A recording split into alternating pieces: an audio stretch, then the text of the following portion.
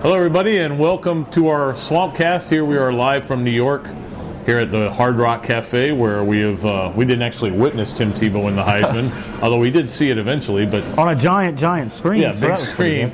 For those of you who don't know, they put the media in one area and the actual Heisman goes off in another area, but that's fine. We had a good time.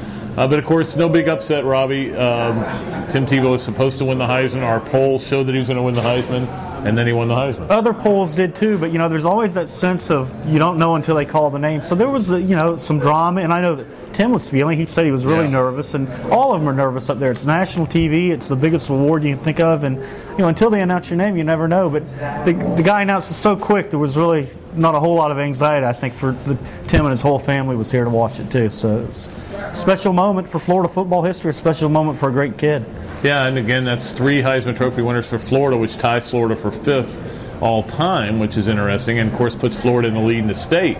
FSU and Miami each have 2. Florida now has 3. The vote was a little closer than I think our projections were, but it wasn't that close. I mean, when you say 200-something points, that's a lot of votes that have to swing the other way. Yeah, a lot more first place votes for Tebow. And like we looked on the voting breakdown, he won every region but one, Southwest. Right. Well, you would expect McFadden to I think we had it. That's where it was the closest in our poll as well.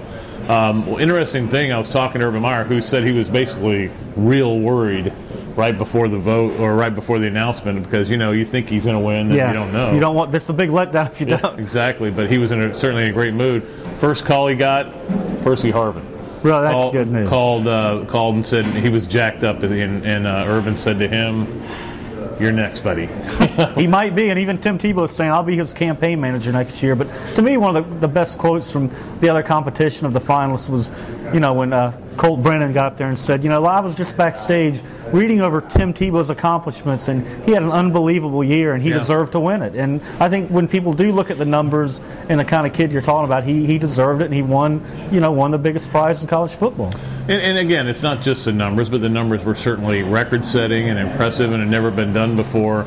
But the intangibles, I think you made a good point, Robbie, in your story, that one thing about the whole Tim Tebow thing of him winning the Heisman is people got to realize what we know, what we've been able to experience, and that's just what a great kid he is. Yeah, and the story about the tough pregnancy for Pam Tebow, and that there was talk that maybe you needed an abortion, and it was just a real touching little tale. I don't think anybody, the rest of the country didn't know about that, and other parts of Tim Tebow, not the quarterback, but the kid or the student and the brother, sister, that's a side that a lot of people haven't seen before, and now I think you get to see the whole Tim Tebow. Yeah, and it was very well done, I thought, by ESPN. Of course, we did that story a while back. Yeah.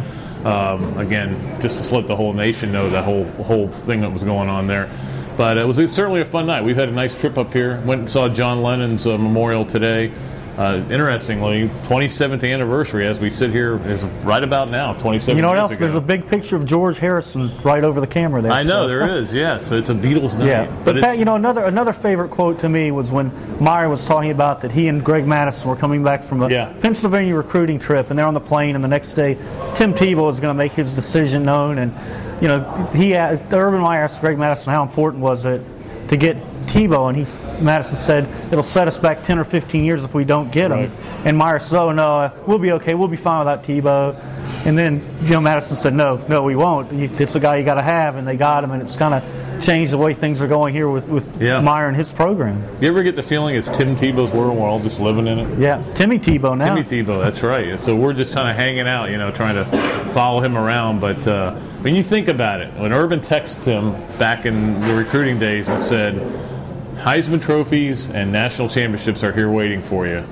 And now he's only a sophomore. He's a sophomore. He's got one of each. So will he win more? We'll see. I don't think right now it doesn't even matter. In fact, one of the questions was asked him, have you been asked yet, do you think you can repeat? And he said, yeah, he's gotten that question a bunch, but always worried about his Michigan. Yeah. And somebody said, you have a chance to maybe be the most decorated player in the history of college football. You're a sophomore, you've won a title, a Heisman. He said, all I have to do is I have to get better, I have to work, I have to get ready for Michigan. And that's kind of the way he is and always will be.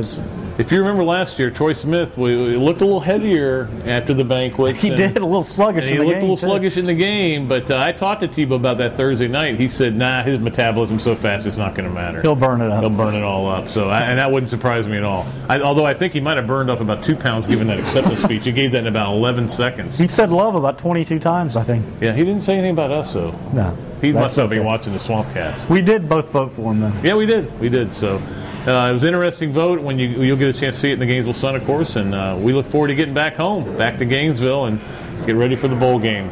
Till then, Robbie Andreu, Pat Dooley, live from the Hard Rock Cafe in New York City. We'll see you next time.